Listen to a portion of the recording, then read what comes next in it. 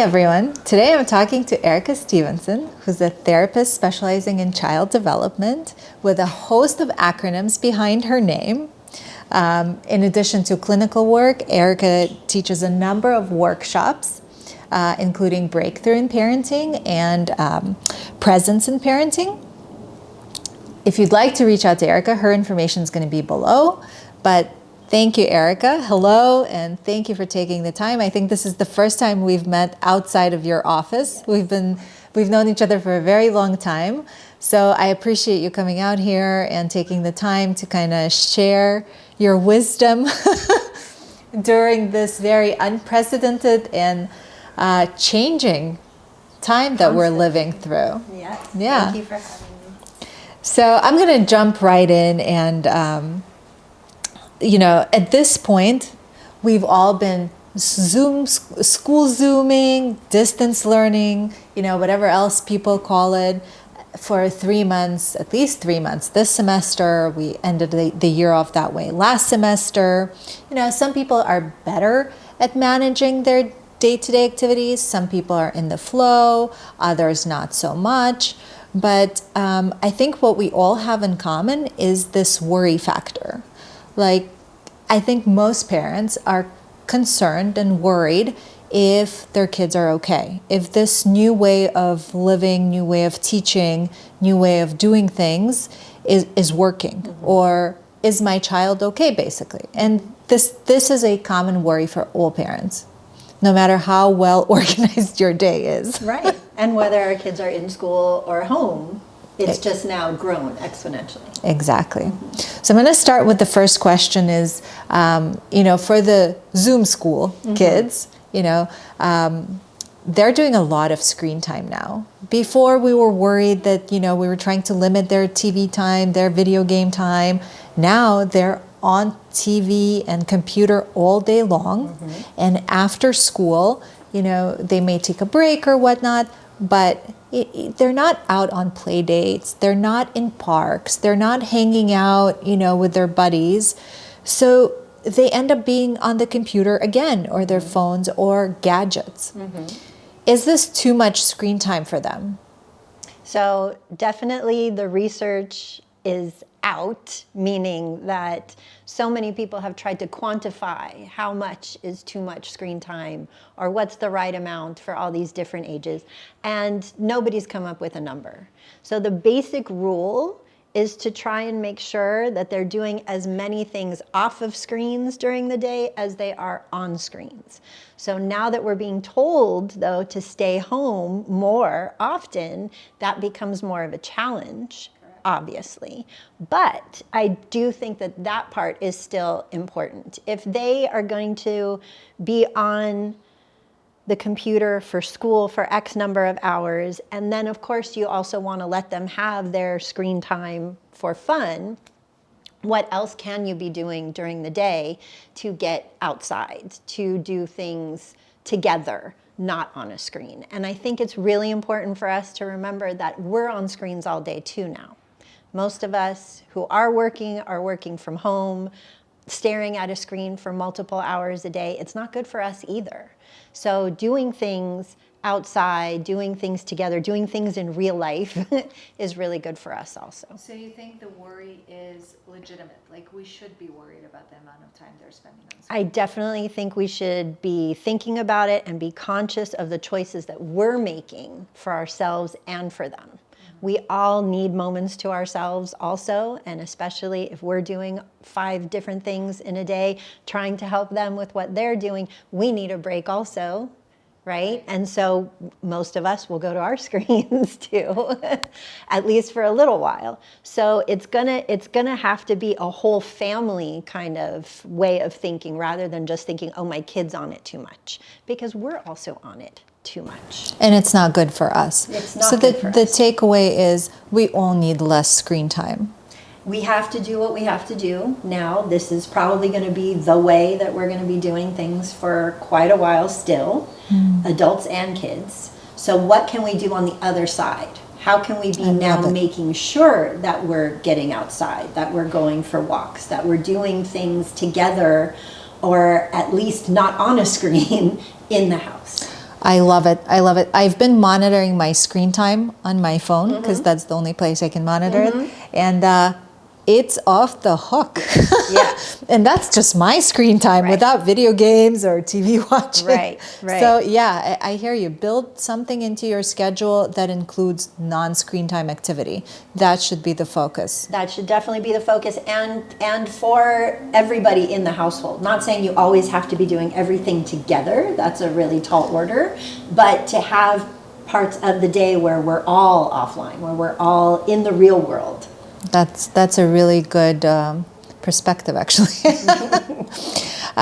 So what are some things I or we can be doing to kind of keep kids staying healthy and sane during this time before everything goes back to normal? So one of the things that I think is kind of a side note for a lot of families, again, because of time, is exercise. Okay. And I do think that kids have way more energy than we remember having. We could all remember going, oh yeah, I used to have a lot of energy when I was younger. But they literally physically have so much energy. And back to the previous question, when they are staring at a screen, right, that's kind of zapping part of the energy, but physically they still need to be able to move their bodies. So that is one thing that I think is really important. I've done a lot of work with sensory integration and working with kids who have a host of different challenges and those who seemingly do not. And two of the biggest things and the sensory systems in the brain we don't pay enough attention to is our vestibular system, which is our sense of gravity, and do we feel like we're right with the world, and our sense of proprioception, where does my body end and the rest of the world begin. So kids need to roll around. They need to hang upside down. They need to be physically moving their bodies. So again, you mentioned like a lot of people feel like they still can't go to parks and can't go and do all of that stuff. Find whatever space you have in your living room, use the bed, let no kids jumping on the bed. Today they can, yes. Let's use I'm sure the my bed. kids are going to love this. Use what you have, but make sure that they're able to move their bodies. I think that's number one of the things to help keep them healthy, because it does also help your immune system when you are moving your body and you are working with those endorphins that your body naturally releases, and sane. If we're not moving our bodies, we're going to feel more tired. We're going to feel more down. We're going to be more susceptible and vulnerable to the challenges that are coming at us. So that would be the number one thing that I would suggest. And what do you think? What do you think we should look forward to, or we should be kind of acknowledging or paying attention to once things do go back to normal? I think that normal is going to look different. I think that the normal that we have in our minds of the way things used to be may not be that way. And I think that we have to prepare ourselves for that in a positive way. Yes, there's a lot to grieve, and there's a lot for us to actually process with ourselves. And then when we've come to good terms with it, we can help our kids. But there's a lot of, at least for the near future, of things that we miss doing, that we wish we could do, that we want things to go back to the way that they were, where it may not happen for quite a while. So I think that to prepare for what normal will be, we're still in that transitional space. We're still finding out what that's going to look like. So what are some things we can talk to our kids about, or what are some things we can do to kind of maybe not prepare for what back to normal is, but just to go through this transition? The next coming transition, yeah, definitely. I think to find out from them, depending on their age. Obviously, the older kids and the teenagers are able to put their thoughts and feelings into words much better than younger kids. So we can get creative in the ways that we try and figure out what is it that they are wanting to see. What is it that they miss most? And then working with them to try and find ways to make that happen. Got it. Yeah, those are very, very good We can advice. definitely get creative and make the world and make this new normal, whatever that's going to be, what we want it to be. We do have the power within us. We are not at the mercy of what other people are telling us to do. There are going to be ways that we can create the life that we want to have and that we want our children to have. We're just going to have to get really creative. This is definitely a positive spin on, on what I'm experiencing. I love it. So, what would you tell parents that are worried that their children may not be learning their grade level information, or they may not be learning anything at all? Because there's a lot of kids that, especially younger kids, they reject Zoom. They're over Zoom. They, even if they're sitting in front of the screen, they may not be paying attention or they're checked out. There are other kids that flat out refuse to do any work. And younger ones, you gotta kind of understand, like, I have a hard time sitting in front of a computer all day. Obviously, the 9, 8, 7-year-old will as well. Yeah. So what would you say to the parents that are worried my kid is missing out on this knowledge, information? The number one thing that I would want to remind everybody is that research actually has found that children really learn something new about 20% of the time when they are in the traditional classroom, when they were in school. That explains a lot. Yes. 20% of the time, because a lot of the time has to be going back over the things that we've already covered. Yes, right? Review. So keeping that 20-80 rule in mind, I think, is always really helpful. Another thing is to remember that they're probably not getting the information in the way that they used to, meaning children have different learning styles. And not everybody is a visual or an auditory learner. Correct. Back again to our senses, right? And so the kids who have different learning styles, sitting, watching a screen, and listening to what's happening is going to be really, really more challenging than trying to sit still in a classroom and listen and watch what the teacher's doing. So I think it's, number one, really important for parents to take a big breath and to realize that learning is always happening. Children are natural sponges. They are learning so much all the time.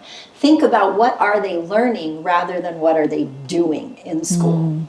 Okay? So life skills, huh? Life skills. What are they learning from this whole experience of this pandemic, shutdown, quarantine, whatever you want to call it? What are they learning? What are they learning about you and how you're responding to the changes that are happening in life? What are they learning about the world in terms of how people can continue to have relationships with each other, just in different ways?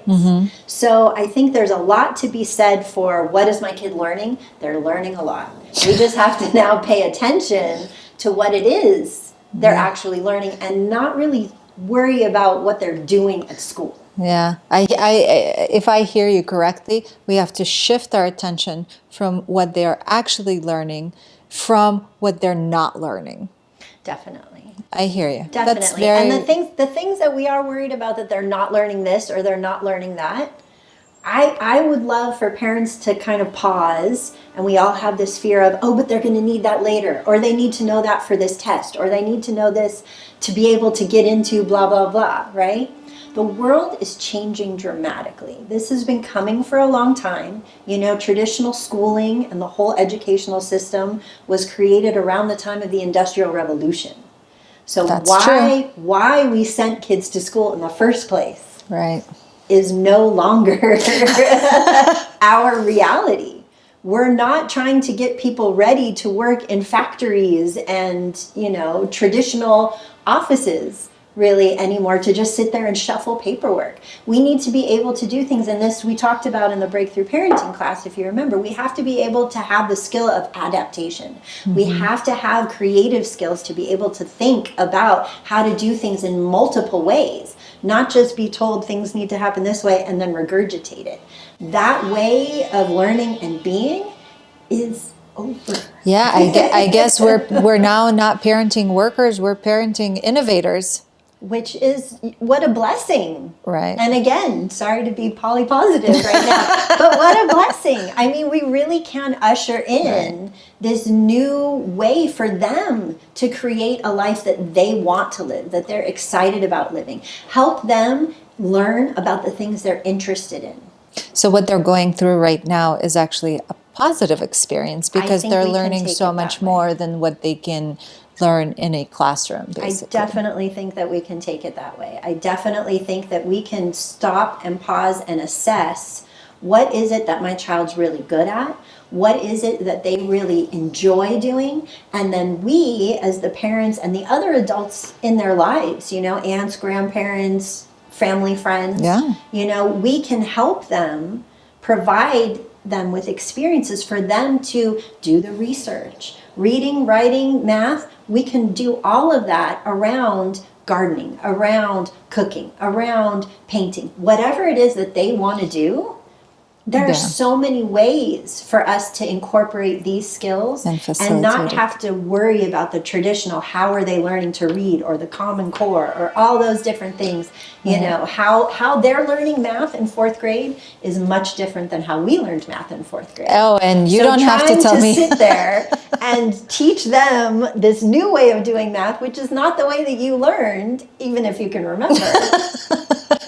Of course, we're all sitting there like deer in the headlights. Right. Yeah. But definitely, thank you for shedding this change in mindset, because we do worry. We do worry they're missing out on information, and we forget that they are learning so much more, and that's what we should be focusing on. Mm-hmm. Thank you, Ericka. Yeah. So this is a big question because a lot of parents have encountered it. Luckily, I've been in a good position, and both of my kids have great teachers. But a lot of parents I heard saying, you know, now that I'm in the classroom with my child, I think the teacher is rude, mean, unfair, et cetera, et cetera, et cetera. What do I do now? Like, I can send an email, I can address it, but before, I heard a one-sided story. You know, I heard some feedback from my child, and I'd see the teacher occasionally and kind of follow up. But now I'm witnessing what's happening firsthand. Mm-hmm. And a lot of parents don't like it. Mm-hmm. You know, obviously you kind of understand that the teachers are stressed out and they're going through, you know, a process as well. But what would you say to a parent who really feels that their child is treated unfairly, or this is wrong, or takes some kind of a personal ego offense, if I may? How dare you not call on my child? Exactly. They've been raising their hand every question, right? Yeah. Yeah. What would you say to that parent? So this is a great example of helping your child, again, learn how to be in the world, not just worry about this teacher or this class, etc. So how is the child feeling versus how are you feeling, I think, is the first thing to kind of pull apart. That as a parent, like you said, sometimes we get offended. How dare you do this to my child? And we have to separate that out from what our child is experiencing in that moment. So I think first and foremost, we have to find out what that is. Take care of ourselves and our feeling, acknowledge I'm feeling this way. Now I have space and room to think about and to help my child with what they're experiencing. If the child is having a negative experience or having a problem, how do we want them to be able to, now and in the future, deal with difficult people?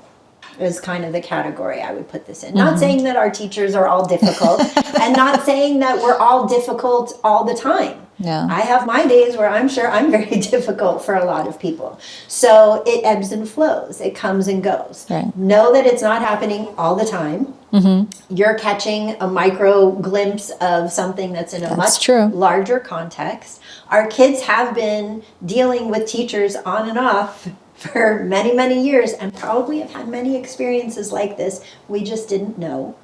Right. So this is not something new to them. Like you said, now we're the ones witnessing it. So we have to take ourselves, hold ourselves accountable, figure out our feelings, process those. Then we can find out what are they doing, what are they feeling, and how do they want to address this? How do we help our kids learn how to advocate for themselves? Now, again, this is depending on the age. I love it. But a 7-year-old's going to need a lot more help. You know, Mrs. So-and-so, Mr. So-and-so, you know, I raised my hand 4 times yesterday and you didn't call on me. I would really like a chance to be able to share with the class. Yeah. Versus 12, 13, 14-year-olds, you know, might really be able to say, I feel like when I raise my hand, I'm ignored by you. And I'm wondering why. Yeah. Again, I love how you bring this back to empowering our kids to stand up for themselves and to problem solve their own problems rather than us stepping in and trying to fix things for them. You've known me for a very long time, and one of my big things of why I do what I do is to get parents to understand that if we step in and fix or change things for our child, we are not helping them. We are taking away experiences from them to be able to learn these really valuable lessons. So in fact, bringing the classroom into the home is a great thing. It's, like you said, a blessing, because now you have conversation points and conversation topics to talk to your child about, rather than what did you do today? Firing off emails and phone calls and principal this and principal that. Talk to your child, and if you witness that, then maybe try to process it and see how you can empower them and help them communicate. Hold space for the fact that they may not have taken offense to something that you thought was rude or mean or wrong. Yeah. And why do we need to put that on them? Correct. Your teacher is being rude to you. They didn't even think that. They didn't even feel that. And now we're putting our stuff on them, which is reason number 2 why I do what I do. Let's stop putting our stuff on our kids. Right? Let's work on our own stuff. Let them have their stuff. Yeah. You know? Yeah. So really process your own reaction, like you were saying, to what you see happening, and then find out with big curiosity and wonder, what is that like for you? And this kind of approach spans for every grade level, right? From kindergarten to 12? Definitely. And like I said, the younger kids, they're going to need a little bit more help, not understanding what they're feeling, but they would need more help in terms of the advocating than the older kids. So there's different ways that we would need to handle it with different kids, but it's always coming from a place of curiosity and wonder. The technique is the same. Mm-hmm. Got it. And so my last question is, you know, if a child seems like they're all right, they seem like they're eating and sleeping and hanging out, do I still need to worry about their emotional state? I think worry is kind of a hot button word when it comes to, should I worry about my child? I think maybe we can look at it as, let's pay attention. Let's pay attention to what they are experiencing, to how they're handling this experience. This is hard on all of us. Right. This is not something that anybody is having a great and fantastic and wonderful time on. A lot of us have seen some blessings and been able to create things where we would not have known that it was even possible beforehand. And others of us are really struggling and having a hard time. So I think we need to hold space for all of it depending on the day. So I think the biggest thing is to pay attention, to be aware of how you're feeling and how you're handling the changes that come and that will continue to come. And also be aware of what you see happening in your child. If they seem okay, it doesn't mean don't talk about it, don't bring it up, because I don't want them to start having feelings. They're having feelings whether or not we talk about it. It's always important to broach what we call sensitive subjects with kids. It just depends on how we do it. Again, if we're worried and we're coming at them all anxious and worried and isn't this a hard thing for you? That's going to change their experience of things, because now they know you think they should be having a hard time. What I think, they think, I think. Exactly. And so then they start not really being authentic with you when you're full of your own emotions. So we have to come, again, curiosity, wonder, really seeing how it is day to day for them, and ask them, what is it like that you haven't seen your friend Johnny for, 5 months? I'm sure it's really hard only to see him, when you guys are playing the game or whatever. Asking and being curious is something that your children will hold in their heart forever. So I've always advocated for that, even before any of this happened. I can vouch for that. Now again is a huge, huge opportunity for us to put that into practice and to make that a habit. Got it. Well, thank you so much, Ericka. I really appreciate this time and these pearls of wisdom. And again, if anybody wants to reach out to Ericka or has any questions, her information is going to be down below. But thank you. This is actually a very positive conversation, and I'm glad we were able to address these questions. Me too. Thank you.